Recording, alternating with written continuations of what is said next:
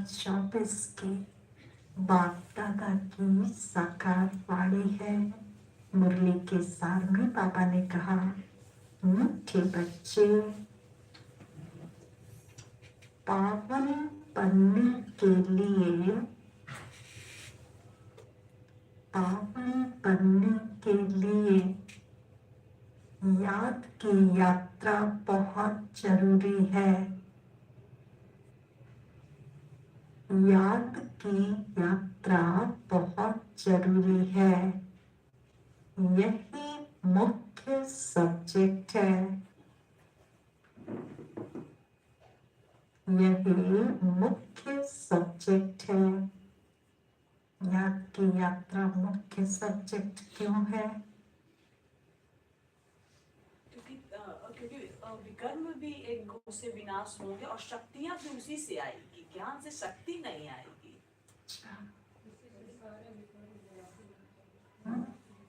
याद का सब्जेक्ट मुख्य है क्योंकि सारे विकर्म इससे विनाश होंगे, हल्के हो जाएंगे। और दूसरा क्या कारण है? पावन भी इसी से बनेंगे, योग बल से बनेंगे, धारणा भी होगी। मानो सबका आधार जो है योग बल है। अच्छा, यही मुख्य सब्जेक्ट है। इस योग बल से, इस योग बल से तुम सर्विसेबल गुणवान बन सकते हो।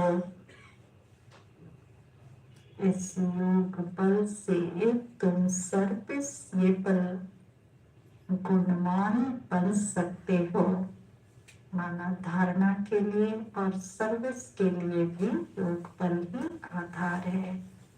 मीठे बच्चे, पावन बनने के लिए ज्ञान की यात्रा बहुत जरूरी है। यही मुख्य सब्जेक्ट है। इस योग बल से तुम सर्विसेबल गुणवान बन सकते हो। प्रश्न में बाबा ने पूछा, तुम बच्चे जो योग सीखते हो, तुम बच्चे जो योग सीखते हो,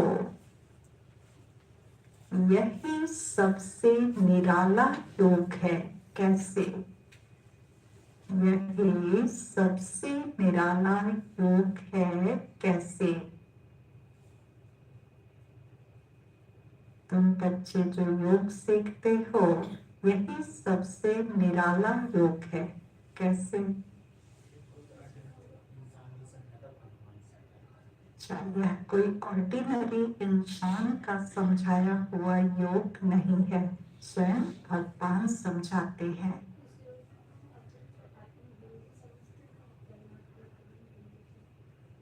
याद करते हैं। हाँ, अच्छा, इसमें आत्मा की एक्सरसाइज होती है इस योग में। बाबा हम बच्चों को अपने इनर वर्ल्ड में जाना सिखाते हैं कि बच्चे तुम कैसे अपने अंदर जाओगे, कैसे आत्मा की अनुभूति करोगे। और फिर इस फिजिकल वर्ल्ड से भी ऊपर परम धाम में बाबा जाना सिखाते हैं। अच्छा, अपने से योग मतलब और कैसे निराला है? जो हमको इसी आंख से दिखता है, पहले हम उंगलियों से जोड़ लगाते थे और एक जो को बोलते योगासन, शारीरिक एक्सरसाइज होता है। ये निराला इसीलिए है कि यहाँ हम लोग को परमात्मा से जोड़ लगाना पड़ता है, जो कि ज्योति बिंदु है। हम तो शरीर में है, तो पहले आत्मा समझते हैं, तब जाके जोड़ लगाते हैं। इसलिए निराला। इस योग से हम जो है 21 जन्म निरोगी बनते हैं। उस योग से सिर्फ एक जन्म निरोगी बन सकते हैं। अच्छा, उत्तर है, आज तक जो योग सीखते या सिखाते आए,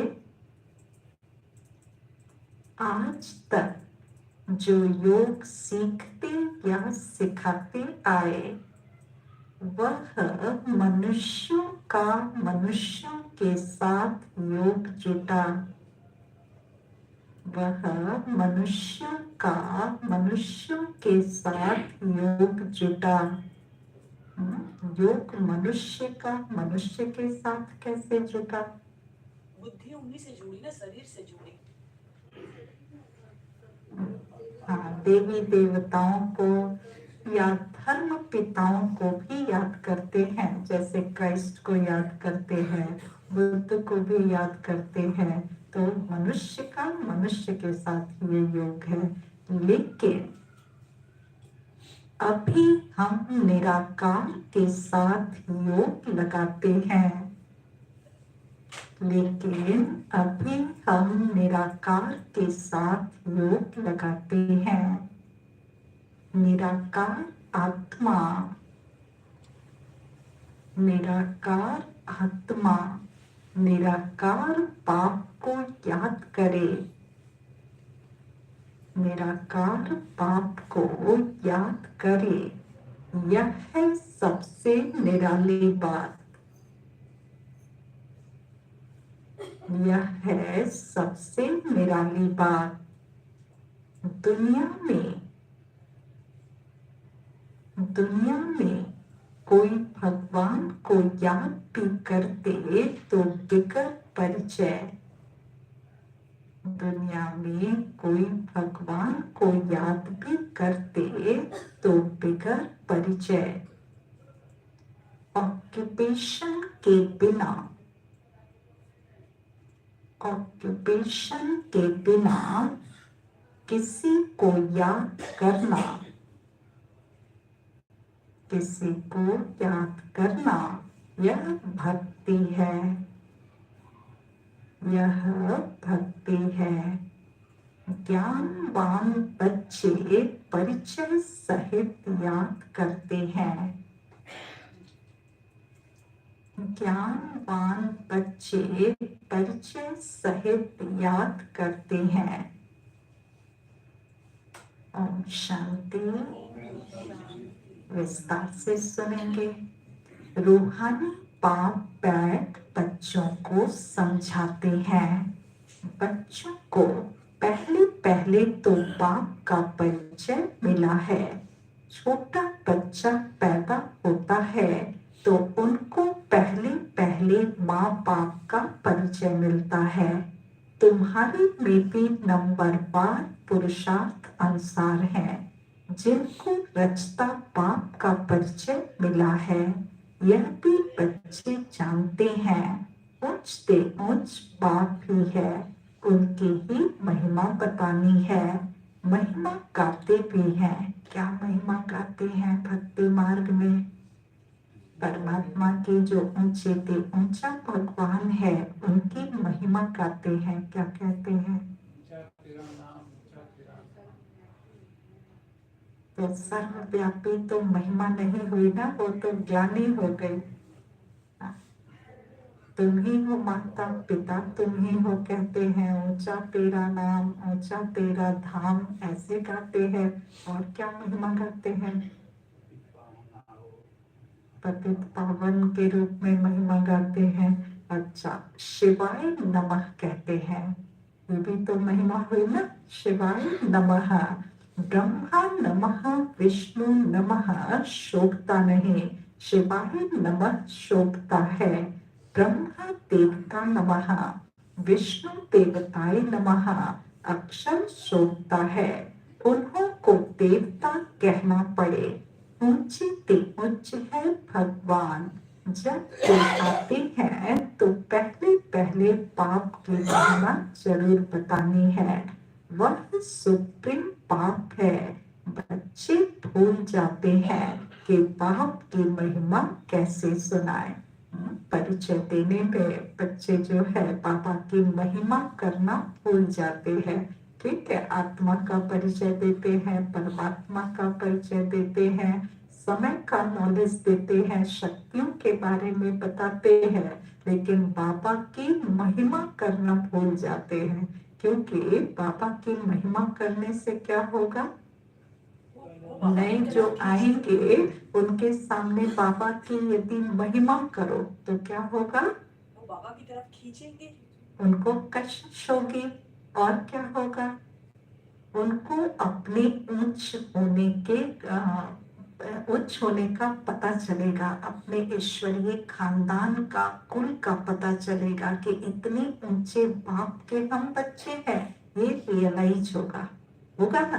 किसी का बाप जो है बहुत ऊंचे पोस्ट पे हो तो उनको कितना गर्व होता है कि हमारा बाप जो है फलाना है, ऐसे बताते हैं। तो इसी तरह से यदि परम पिता परमात्मा की महिमा अच्छी रीति से बताई जाए तो जो भी आत्मा आएगी उनसे अपने आप को कनेक्ट करेगी, उनको अपने ऊपर बहुत गर्व अनुभव होगा कि इतने ऊंचे परमात्मा के हम बच्चे हैं। तो बच्चे भूल जाते हैं कि बाप की महिमा कैसे सुनाए। पहले तो यह समझाना है कि वह सुप्रीम बाप है, टीचर भी है, सदगुरु भी है। तीनों को याद करना पड़े। यूं तो याद शिव बाबा को ही करना है, तीनों रूप में। याद की भी तरीका बाबा बताते हैं कि याद शिव बाबा को ही करना है, परमात्मा को ही करना है, लेकिन अलग अलग रूप से याद करना है, अलग अलग रिश्ते उनसे बनाने हैं, जिसमें 3 रिश्ता जो है प्रमुख है। बाप का रिश्ता है, टीचर का रिश्ता है और सदगुरु का रिश्ता है। बाकी बंधु है, सखा है, बाकी रिश्ते भी उनसे निभाने हैं। यह तो पक्का करना पड़े। क्या पक्का करना पड़े? कि वह सुप्रीम बाप है, टीचर है, सदगुरु है। ये बात पक्का करना पड़े। तुम बाप की महिमा को जानते हो तब तो करते हो। उन्होंने तो ऊंची ते उच्च बाप को ठिक्कर भीतर में कह दिया है, मनुष्य में भी कह देते हैं, लेकिन मनुष्य तन में भी सदैव तो रह नहीं सकते। वह तो सिर्फ लोन लेते हैं। वह खुद कहते हैं मैं इनके तन का आधार लेता हूँ। तो पहली बात पक्की करनी है कि बाप है सत्य। बाबा का परिचय देने में ये बात पक्की करनी है कि बाबा ही ट्रुथ है। तो जो खुद सत्य है वो जो है सत्य ही सुनाएंगे ना। जो सत्य है ये यदि भरोसा हो जाए तो उनकी कही हुई सभी बातों पे भरोसा करना इजी हो जाएगा।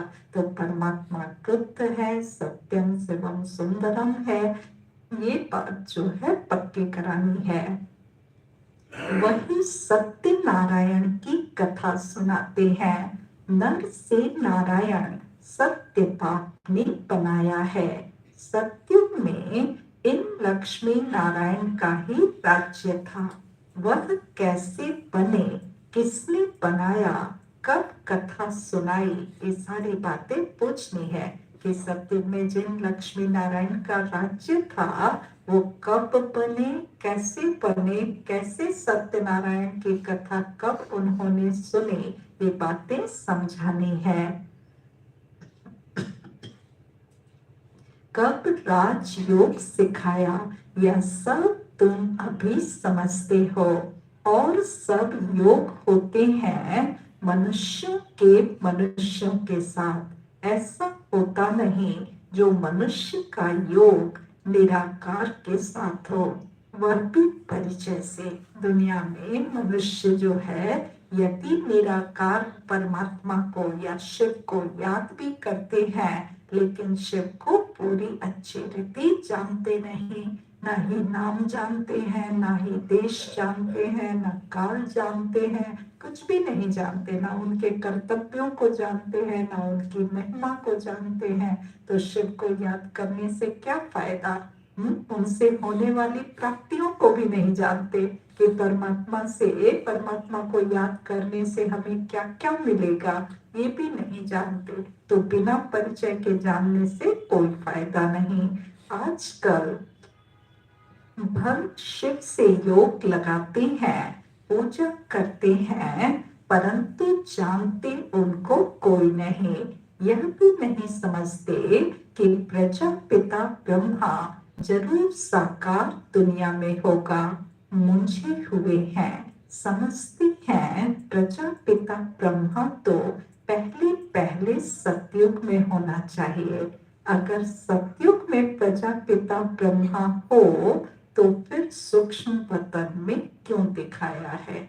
पापा ने ये सवाल किया कि भक्ति मार्ग वालों से पूछो कि यदि सतयुग में ब्रह्मा, क्योंकि ब्रह्मा को देवता कह दिया ना, तो ब्रह्मा को यदि देवता कहे तो देवताएं तो सतयुग में होते हैं, है ना। तो सतयुग में यदि ब्रह्मा देवता है तो ये सूक्ष्म वतन में कौन है?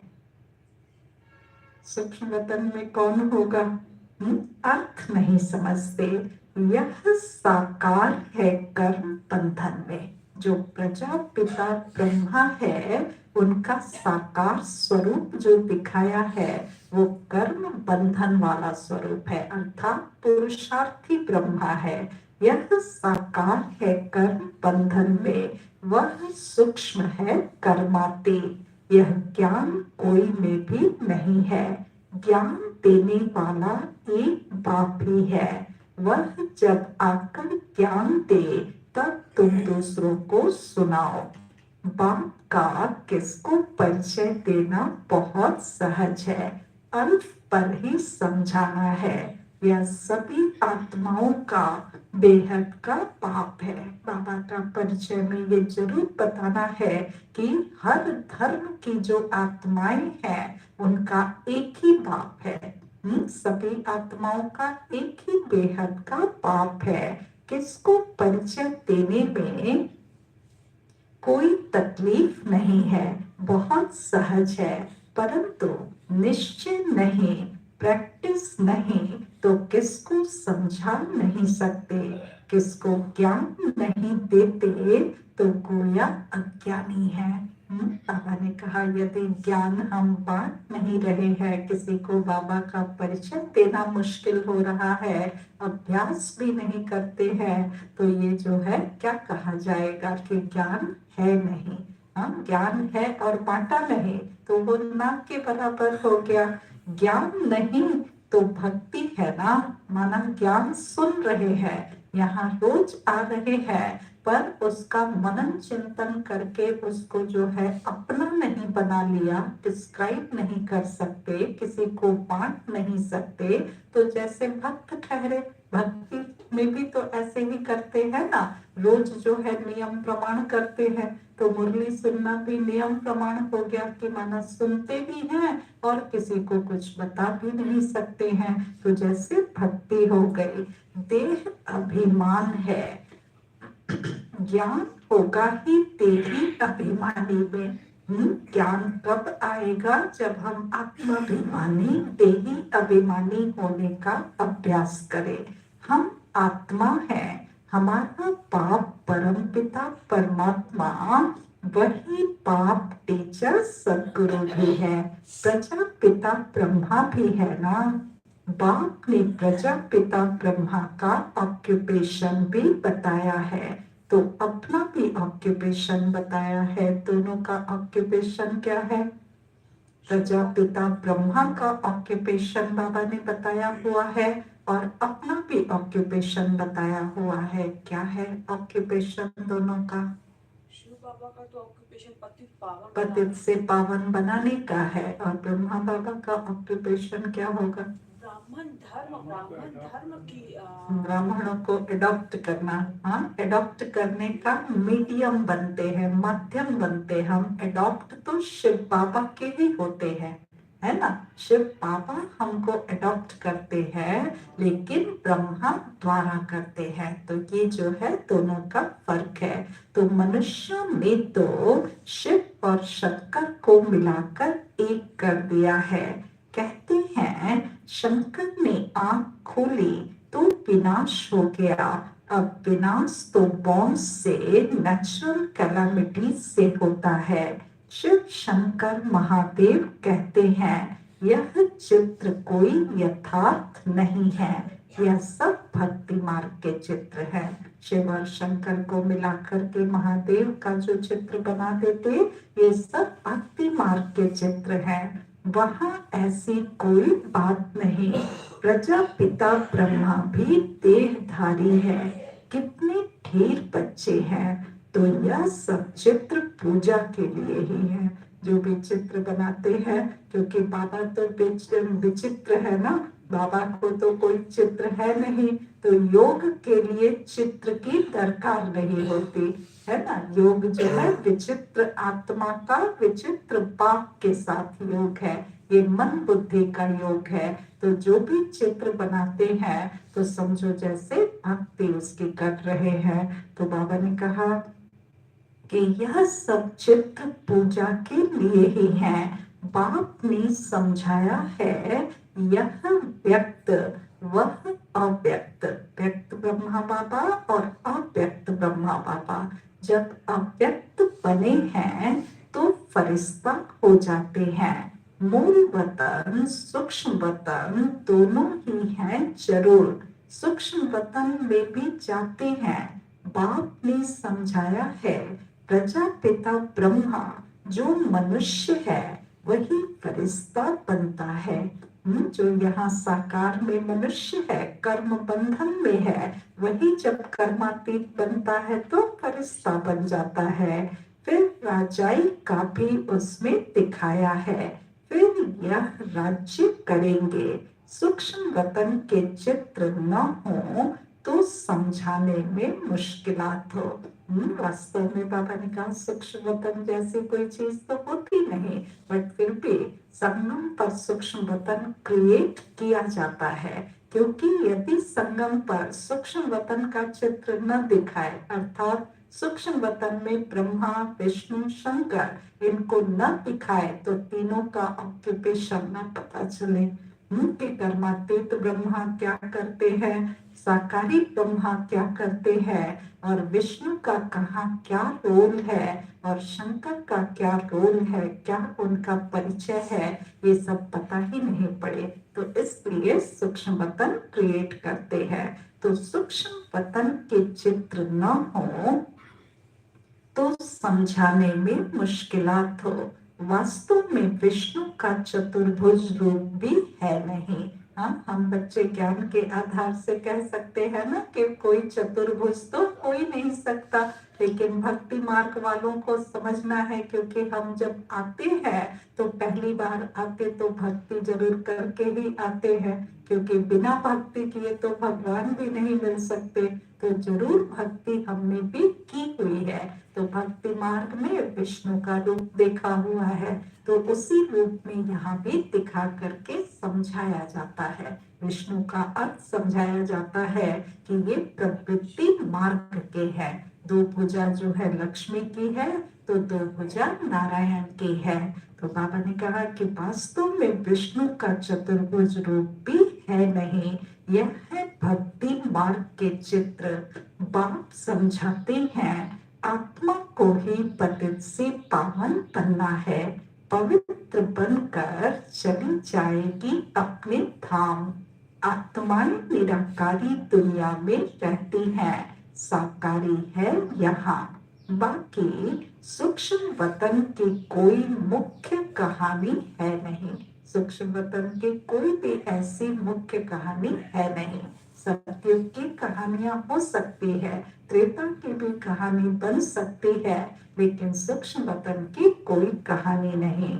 सूक्ष्म वतन का राज भी बाप अभी समझाते हैं। तो मूल वतन सूक्ष्म वतन, फिर है स्थूल वतन। तो पहले सबको बाप का परिचय देना है। भक्ति मार्ग में भी बाबा को हे भगवान हे प्रभु कहते हैं, सिर्फ जानते नहीं, हमेशा कहते हैं शिव परमात्माए नमः। शिव देवता कभी नहीं कहेंगे। इतनी अज्ञानता वहां भी नहीं है कि शिव को देवता कह दे, नहीं। भल जो है पत्थर टिक्कर में कह देते हैं, लेकिन फिर भी शिव परमात्माए नमः ही कहते हैं भक्ति मार्ग में भी, क्योंकि शिव देवता शोभता नहीं है, अच्छा शोभता नहीं है। ब्रह्मा देवता कहेंगे, शिव को परम पिता परमात्मा ही कहते हैं। शिव देवता कभी नहीं कहेंगे, शिव परमात्मा ही कहेंगे। उनको फिर सर्वव्यापी थोड़े ही कहा जाता है। बाबा कहते कि भक्ति में भी जब तुम हमको देवता तक नहीं कहते हो, परमात्मा ही कहते हो, फिर पत्थर टिक्कर में कैसे ठोक देते हो? थोड़े ही सर्वव्यापी कहा जाता है। पतितों को पावन बनाने का कर्तव्य करना है तो क्या भीतर टिक्कर में जाकर करेंगे? पतितों को पावन बनाना है, किसको? पत्थरों को बनाना है? नहीं ना, आत्माओं को बनाना है ना। तो जब मनुष्य को बनाना है तो मनुष्य तन का आधार लेकर के ज्ञान देंगे तभी बना सकेंगे। तो क्या पत्थर टिक्कर में जाकर करेंगे? इसको ही घोर अंधियारा कहा जाता है। यह भी ड्रामा में नूत है। बहुत आकर समझाते हैं यदा यदा ही धर्मस्य, किसकी ग्लानि? वो लोग तो श्लोक सुनाकर फिर अर्थ सुनाते हैं। यह तो तुम बच्चों को वहां जाकर देखना चाहिए, जहाँ भी जो है गीता का पाठ करते हैं और सुनाते हैं यदा यदा ही धर्मस्य ग्लानिर्भवति भारत, जब कह करके अर्थ समझाते हैं तो बाबा कहते वहां जाकर तुम बच्चों को देखना चाहिए, बोलना चाहिए कि हम इनका अर्थ समझाते हैं, फिर फट से बैठ सुनाना चाहिए। ऐसे थोड़े ही समझेंगे कि यह बीके है। कितना जो है माना बचपना जैसा ये लग रहा है। बाबा का भी बालक रूप लग रहा है, बच्चे जैसे करते हैं ना, कुछ भी जो है छुपाएंगे, माना सब कुछ साफ साफ दिखता है, फिर भी बच्चे छुपा करके क्या समझते हैं कि किसी को पता थोड़े ही चलता है। ये बच्चों में बालकपना बहुत होता है क्योंकि इनोसेंट होते हैं ना। बाबा भी जो है हम बच्चों को यही कह रहे हैं कि तुम जा करके और सब कुछ समझा के आ जाओ, किसी को पता नहीं पड़ेगा कि तुम दिखे हो। ऐसा थोड़े। हाँ, ये जो है बहुत मतलब बाबा का इनोसेंट रूप है, भोलापन है बाबा का, ये भोलापन है। ऐसे थोड़े ही समझेंगे कि यह बीके हैं। भल सफेद ड्रेस है परंतु छापा थोड़े ही लगा हुआ है। तुम्हारा छापा थोड़े ही ड्रेस पे लगा हुआ है। तुम कहाँ भी जाकर सुन सकते हो और कह सकते हो इसका अर्थ तो बताओ। देखो वह क्या सुनाते हैं। बाकी यह इतने सब चित्र तो डिटेल समझने के हैं। अथाह ज्ञान है, सागर को स्याही बनाओ तो भी अंत नहीं। फिर सेकंड की भी बात सुनाई, सिर्फ बाप का परिचय देना है। वही बेहद का बाप स्वर्ग का रचयिता है। हम सभी उनके बच्चे ब्रदर्स हैं। माना यदा यदा ही धर्मस्य ग्लानिर्भवति भारत, ये बताना, इसका अर्थ समझाना कि जब धर्म की अति ग्लानि होती है तब परमात्मा आते हैं और आकर के क्या करते हैं? अपना परिचय देते हैं। फिर हम आत्माओं का परिचय देते हैं। ये सारी बातें फिर डिटेल में समझा सकते हैं और किसी को समय नहीं है तो 1 सेकंड में भी समझा सकते हैं कि हम सब आत्माओं का वह बेहद का बाप है। बेहद का बाप आया है हमारा कल्याण करने के लिए, ग्लानि हो गई है उसका उत्थान करने के लिए आया है। ये सारी बातें सुनानी है, सिर्फ बाप का परिचय देना है। वही बेहद का बाप स्वर्ग का रचयिता है। हम सभी उनके बच्चे ब्रदर्स हैं, तो हमको भी जरूर स्वर्ग का राज्य होना चाहिए, परंतु सबको मिल न सके।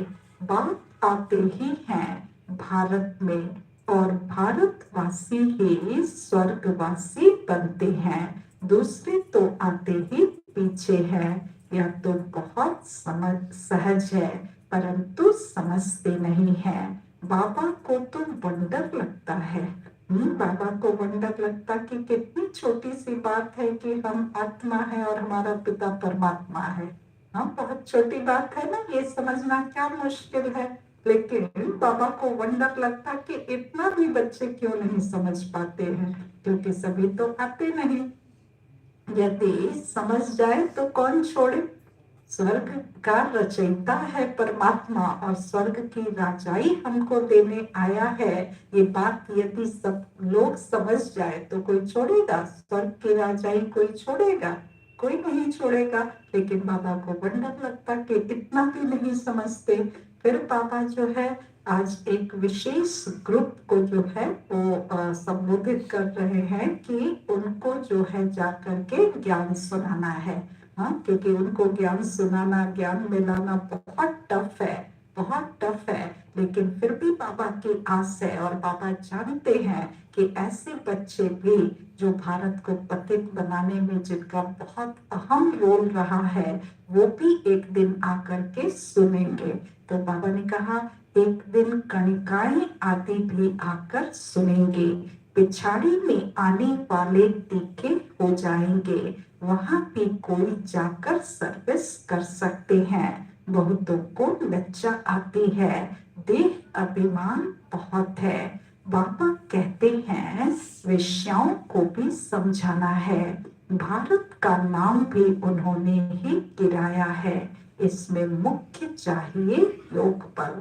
बहुत योग का बल होगा तभी जाकर के उनके ऊपर प्रभाव डाल सकते हैं। बिल्कुल ही पतित हैं। पावन होने के लिए याद की यात्रा चाहिए। अभी वह याद का बल कुछ कम है। किसमें ज्ञान है तो फिर याद कम है। नॉलेज बहुत है, ऐसे ऐसे समझा सकते हैं, लेकिन योग का इतना बल नहीं है, क्योंकि योग ही क्या है? डिफिकल्ट सब्जेक्ट है। मुख्य सब्जेक्ट है तो डिफिकल्ट सब्जेक्ट है। इसमें जब पास हो तब गणिकाओं का उद्धार कर सके। अच्छी अच्छी अनुभवी माताएं जाकर समझाएं। कन्याओं को तो अनुभव नहीं है, माताएं समझा सकती हैं। बाप कहते हैं पवित्र बनो तो विश्व के मालिक बन जाएंगे। क्या मुख्य जो है मैसेज उनको देना है कि पवित्रता धारण करने से ही जो है विश्व के मालिक आप भी बन सकते हो। ये बात बतानी है। दुनिया ही शिवालय बन जाएगी। सत्युग को शिवालय कहा जाता है।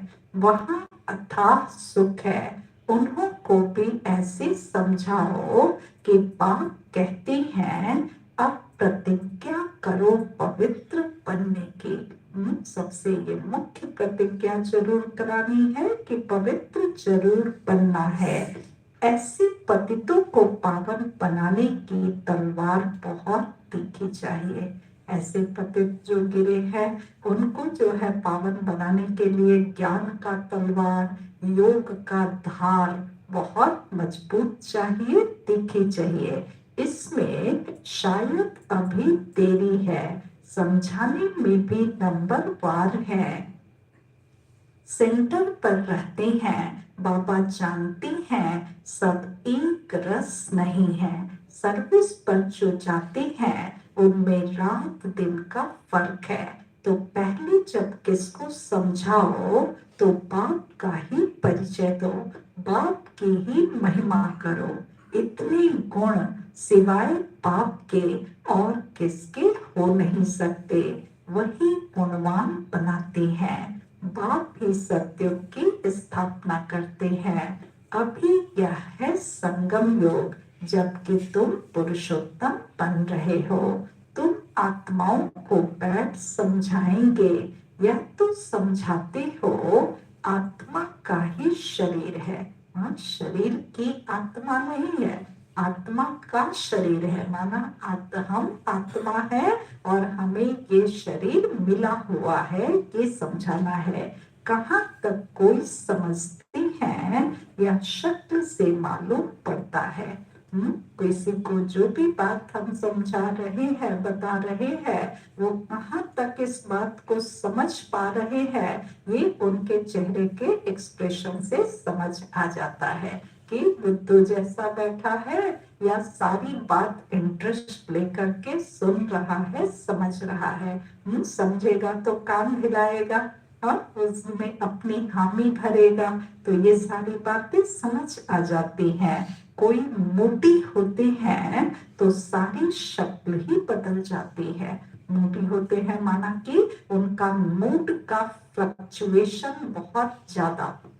तो कोई भी बात बोलो, यदि जो है उसमें वो राजी है तो कस के हाँ करेगा, और यदि उस बात में माना जो इमोशनली बैलेंस्ड होते हैं ना, वो बातों को ध्यान से सुनते हैं। हाँ, जो बात समझ आती है कि हाँ ये बात ठीक है, उसको मन ही मन एक्सेप्ट करते हैं।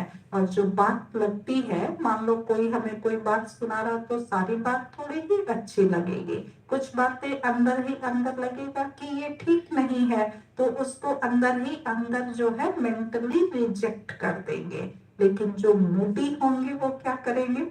एक्सप्रेस करेंगे। हाँ, वो जो है ना वो एकदम से जैसे बहस करने लगेंगे। हाँ, डिबेट करना शुरू कर देंगे, लड़ाई करना शुरू कर देंगे, वो अपनी बात। क्यों? मोदी जो है, मोदी कैसे बनते हैं? देह अभिमान से। देह अभिमान जास्ती होगा ना तो अपनी बात आगे रखने का उनको बहुत बड़ा रहता है। तो इसलिए बाबा ने कहा कोई मोदी होते हैं तो सारी शक्ल ही बदल जाती है। आत्मा समझ बैठेंगे तो शक्ल भी अच्छी रहेगी। हाँ, क्योंकि अपने को आत्मा समझेंगे ना तो अंदर ही अंदर जो है आत्मा के सारे गुण वो जो है वो फील होते रहेंगे। माना शांति भी फील होगी, खुशी भी फील होगी, आनंद भी लगेगा, संतुष्टता महसूस होगी। तो जो आत्मा समझ करके बैठेंगे तो ये सारे गुण जैसे उनसे रेडिएट होते रहेंगे। ये जो है अच्छा लगेगा, जो भी उनके ऊपर जिनकी भी दृष्टि पड़ेगी उनको जो है अच्छा लगेगा, है ना, शांति की अनुभूति होगी। तो बाबा ने कहा कि आत्मा समझ बैठेंगे तो शक्ल भी अच्छी रहेगी। यह भी प्रैक्टिस होती है। घर गृहस्थ में रहने वाले इतने उछल नहीं सकते क्योंकि गोरख धंधा लगा पड़ा है। पूरा अभ्यास करें तब चलते फिरते उठते बैठते पक्के हों। यहाँ से ही तुम पावन बनते हो। आत्मा जितना योग में रहती है उतना पावन बनती है। सत्युग में तुम सतो प्रधान थे तो बहुत खुश थे। आत्मा की कौन सी अवस्था जो है चल रही है उस हिसाब से खुशी जो है चेहरे पे दिखती है। तो जब सतो प्रधान होंगे तो बहुत खुशी झलकेगी। जब तमो प्रधान जो आत्मा होगी उनके अंदर से क्या झलकेगा? तमो प्रधानता होती है तो सबसे पहले क्या झलकता है? क्रोध झलकता है, देह अभिमान झलकता है, काम विकार झलकता है, लड़ने झगड़ने के संस्कार झलकते हैं। ये सारी चीजें जो है वो दिखाई पड़ती है ना। हाँ, तर्क वितर्क करते रहेंगे। तो जैसे जैसे सतो प्रधान बनेंगे, तो जब तुम सतो प्रधान थे तो बहुत खुश थे। अभी संगम पर तुम हंसते बहलते रहते हो। बाबा कैसी कैसी कहाँ के सारी बातें सुना सुना कर बच्चों का मन बहलाते रहते हैं, हंसाते रहते हैं।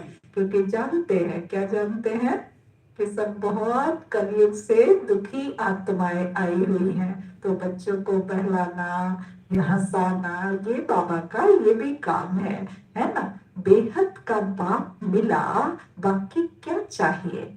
कैसे हंसते बहलते रहते बच्चे, क्योंकि बेहद का बाप मिल गया ना।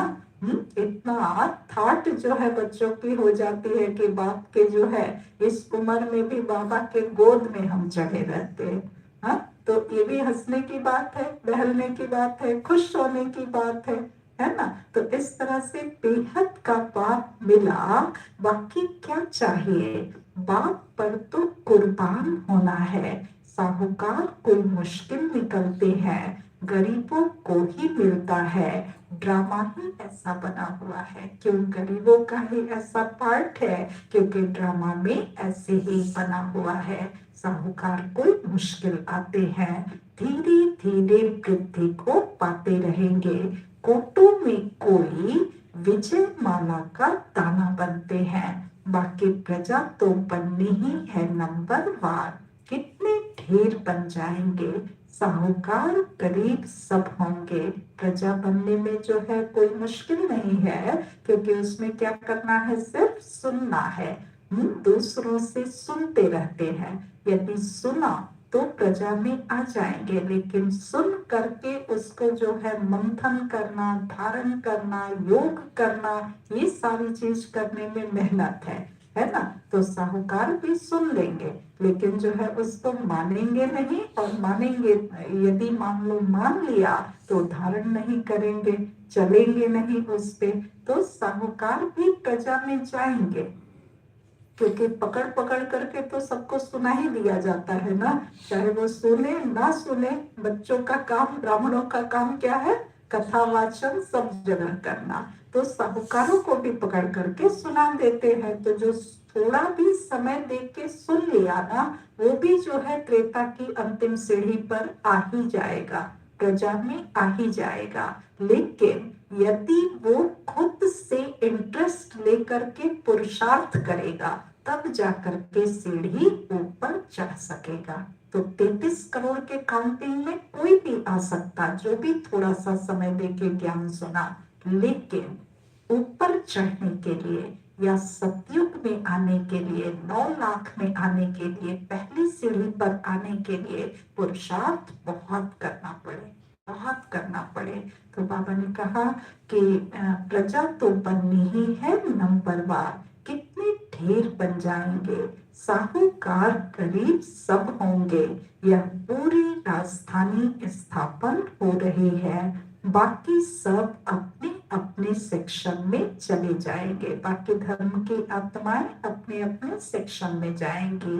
तो बाप समझाते हैं बच्चों को दैवी गुण भी धारण करने हैं, तुम्हारा खान पान भी अच्छा चाहिए। दैवी गुण में सबसे पहली बात, जो मुख्य बात है, खान पान की शुद्धता। तुम्हें कभी यह आश नहीं रखनी है कि मैं फलानी चीज खाऊं। यह आशाएं यहाँ होती हैं। कहाँ होती हैं आशाएं? संगम पे। हाँ, यदि आशाएं अभी भी हैं कि ये खाऊं वो खाऊं, तो माना संगम पे है ही नहीं, कलयुग में है। तो आशाएं यहाँ होती है, माना कि कलयुग में चले गए। यदि आशा हम रख रहे हैं, इच्छा है, हमें डिजायर है, तो जो है हम कलयुग वासी हुए, संगम वासी नहीं। संगम पे बाप मिला तो क्या चाहिए, बस हमेशा यही गीत अंदर बजता है।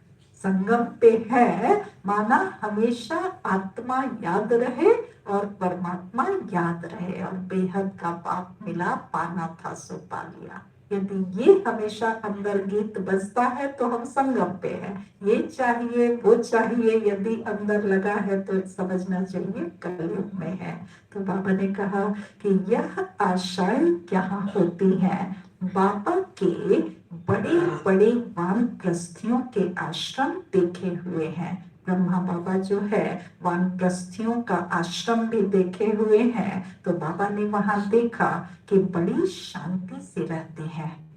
वानप्रस्थ जिन्होंने खुद से स्वीकार किया ना, उनके अंदर सेटिस्फैक्शन का लेवल बहुत अच्छा होगा, तभी तो सब कुछ छोड़ करके वानप्रस्थी बने ना, तो वो सेटिस्फाइड होते हैं। तो ऐसे भक्ति मार्ग में भी बाबा के देखे हुए हैं, बड़ी शांति से रहते हैं। यहाँ तो यह बेहद की बातें सब बाप समझाते हैं। बाबा बेहद की बात क्या समझाते हैं कि तुम्हें जैसे सब कुछ छोड़ करके वानप्रस्थियों के आश्रम में जाने की दरकार नहीं, तुम सब चीजों के बीच रहो, लेकिन वानप्रस्थी जैसे रहो, सेटिस्फाइड रहो, है ना। तुम्हें छोड़ कर जाने की जरूरत नहीं है। तो बाप सब बातें समझाते हैं। वेश्यानी कणिकाएं भी ऐसी ऐसी आएंगी जो तुमसे भी तीखी हो जाएंगी। बाबा जो है पूरा फ्यूचर जानते हैं कि कौन बच्चा कब कहाँ से कैसे आएगा। तो बाबा ने कहा कि वेश्यानी कणिकाएं भी ऐसी ऐसी आएंगी जो तुमसे भी तीखी हो जाएंगी। बड़े फर्स्ट क्लास गीत गाएंगी जो सुनते ही खुशी का पारा चढ़ जाएगा। जब ऐसे गिरे हुए को तुम समझाकर श्रेष्ठ बनाओ, तब तुम्हारा नाम भी बहुत ऊंचा होगा। कहेंगे यह तो वेश्याओं को भी इतना ऊंच बनाती हैं। खुद ही कहेंगे हम शूद्र थे, अब ब्राह्मण बने हैं, फिर हम सो देवता क्षत्रिय बनेंगे। बाबा हर एक को समझ सकते हैं कि यह कुछ उन्नति को पाएंगे, वह नहीं। पिछाड़ी में आने वाले उनसे आगे चढ़ जाएंगे। आगे चलकर तुम सब देखेंगे। अब भी देख रहे हो, देख तो रहे हैं ना कि कहाँ कहाँ से कैसे कैसे बच्चे आकर के और कितना अच्छा करने लगे हैं। नए बच्चे सर्विस में कितने उछलते हैं, ये भी देखने में आता है कि नए नए बच्चे जब आते हैं तो जो है उनको सर्विस की बहुत उछल आती है, और पुराने होते तो धीरे धीरे सुस्त हो जाते हैं। अच्छा, मीठे मीठे सिके लगे बच्चों प्रति माँ पिता बाप दादा का याद प्यार और गुड मॉर्निंग। रूहानी बाप की रूहानी बच्चों को नमस्ते। हम रूहानी बच्चों की रूहानी बाप को नमस्ते नमस्ते नमस्ते। धारणा के लिए मुख्य सार है, आज क्या धारण करेंगे? बाप समान गुणवान बनना है। खान पान की शुद्धि का ख्याल करना है, और संगम पर इच्छा मात्र अविद्या बनना है। याद के सब्जेक्ट को सबसे स्ट्रॉन्ग करना है। याद के सब्जेक्ट में सबसे ज्यादा निपुण होना। हाँ, याद के सब्जेक्ट में परफेक्ट बनना है, निपुण होना है। और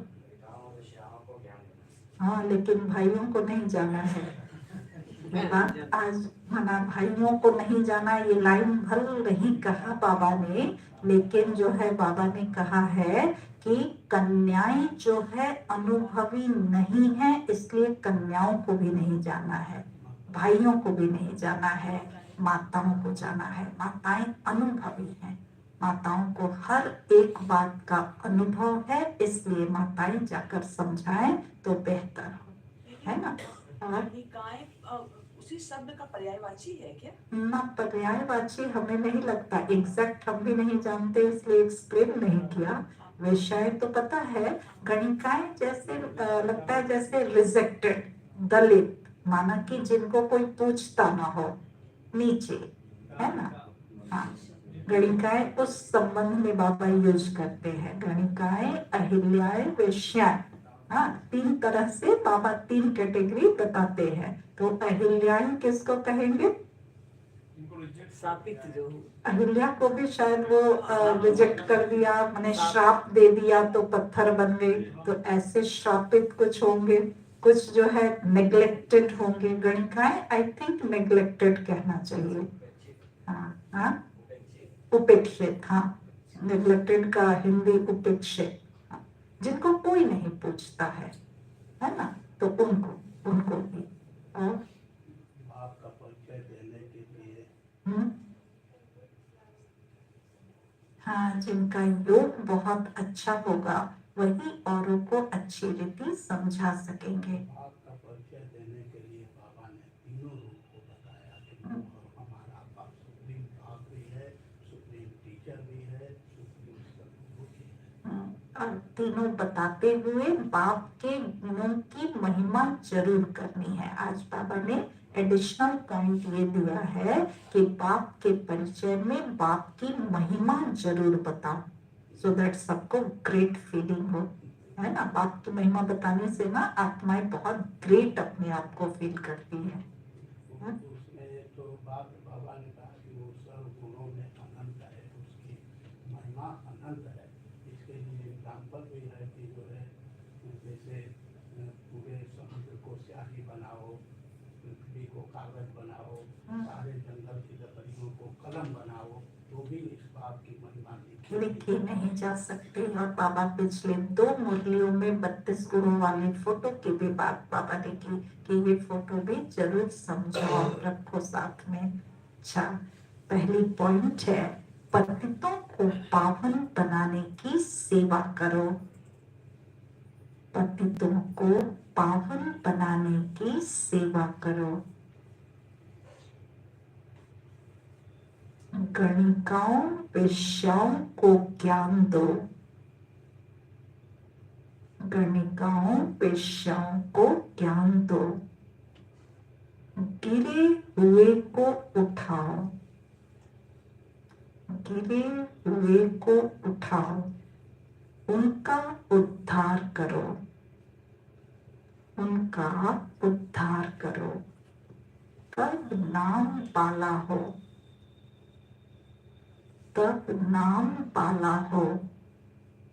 दूसरी पॉइंट, स्वयं की दृष्टि को पवित्र बनाने के लिए, स्वयं की दृष्टि को पवित्र बनाने के लिए चलते फिरते अभ्यास करो। चलते फिरते अभ्यास करो। क्या अभ्यास करेंगे दृष्टि पवित्र बनाने के लिए? मैं आत्मा और सामने वाली भी आत्मा। हाँ, मैं आत्मा हूँ, सामने भी आत्मा है, तो दृष्टि जो है पवित्र बनती जाएगी। चलते फिरते अभ्यास करो कि हम आत्मा हैं, कि हम आत्मा हैं, आत्मा से बात करते हैं,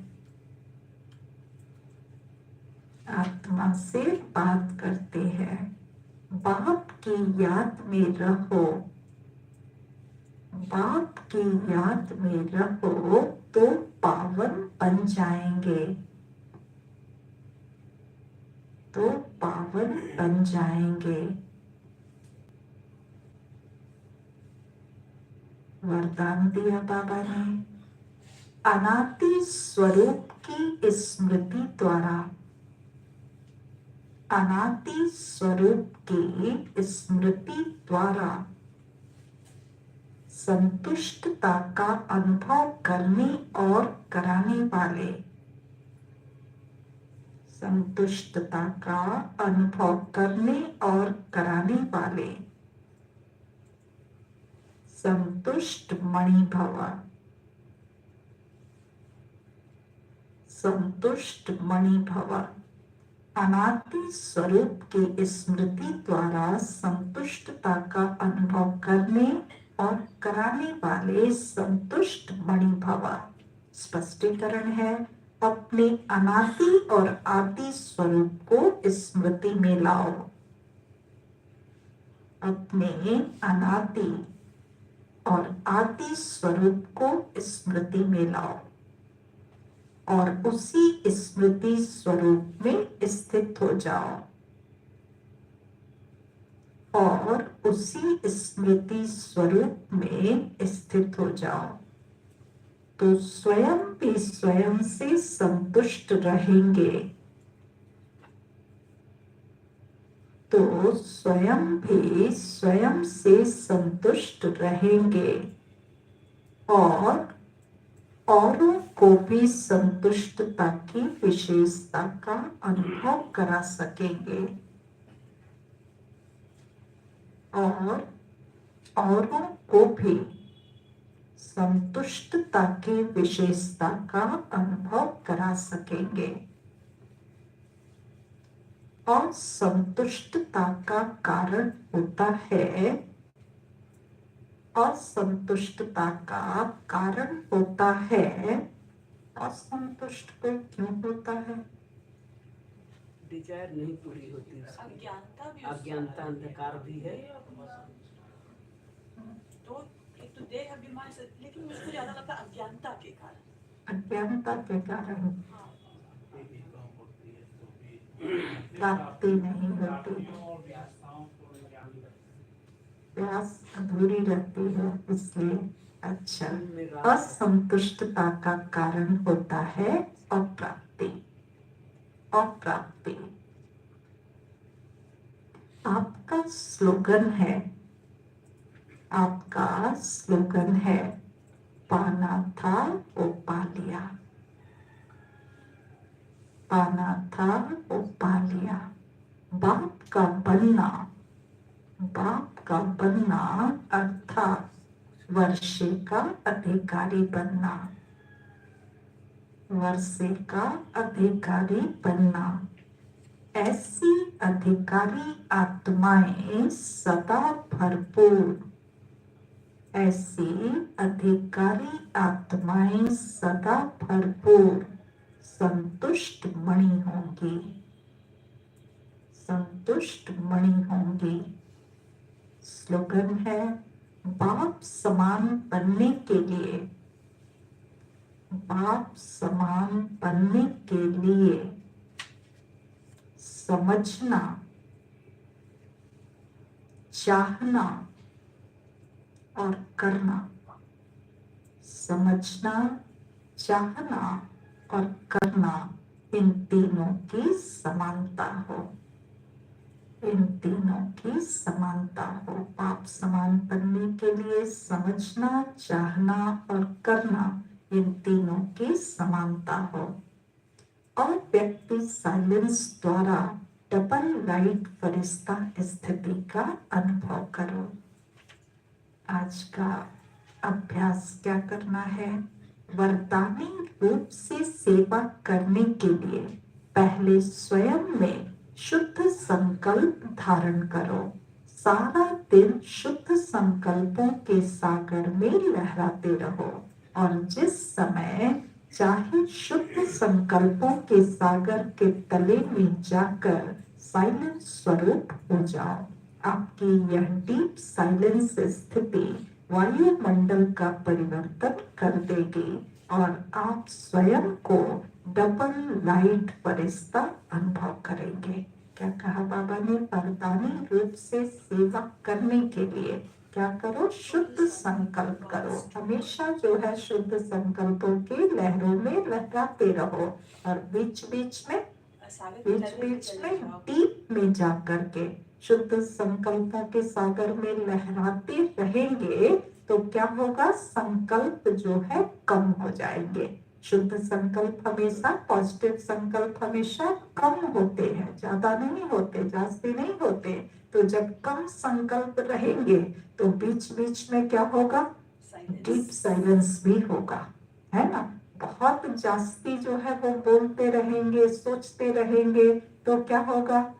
साइलेंस में जाना मुश्किल होगा, संकल्पों की गति कम करना मुश्किल होगा। लेकिन हमेशा शुद्ध संकल्प, पॉजिटिव संकल्प करते रहेंगे तो डीप साइलेंस में डुबकी लगाना जो है सहज होगा, है ना। तो बीच बीच में डीप साइलेंस की अनुभूति कर लो तो जो है वायुमंडल, इस डीप साइलेंस से क्या होगा? वायुमंडल परिवर्तित हो जाएगा और स्वयं को डबल लाइट फरिश्ता अनुभव करेंगे। मुरली के सार में था, मीठे बच्चे, पावन बनने के लिए याद की यात्रा बहुत जरूरी है। यही मुख्य सब्जेक्ट है। इस योग बल से तुम सर्विसेबल गुणवान बन सकते हो। ओम शांति। आजकल किसी से बातें करते हैं, ज्ञान की बातें करते हैं, तो एक बात आते हैं जब हम लोग कहते हैं 33 करोड़ है, ये भी देता है, जब ट्रेन चल गया, 33 प्रकार है, 33 कोटि, 33 प्रकार नहीं है, तो पूरा 33 करोड़ नहीं, ओनली 33, तो ये ट्रेन चल रहा है। किसी से बात करते ही बात करते 33 कोटि बहुत बड़े कहते हैं, क्योंकि ना वो 33 करोड़ की काउंटिंग में इतने सारे देवी देवताएं कौन होंगे, क्या गुण होंगे, उतना वैरायटी समझ नहीं आता। तो वो 33 कोटि या प्रकार कहते थे, है ना। होगा ना, शांति एक प्रकार हो गया, संतुष्टता एक प्रकार हो गया, खुशी एक प्रकार होगा, और उस एक प्रकार के अंदर हजारों आत्माएं होंगी तो 33 करोड़ हो जाएंगे ना। हाँ? उनको हम अपने ढंग से समझा सकते हैं। 33 देवताएं हो ही नहीं सकते, हो ही नहीं सकते।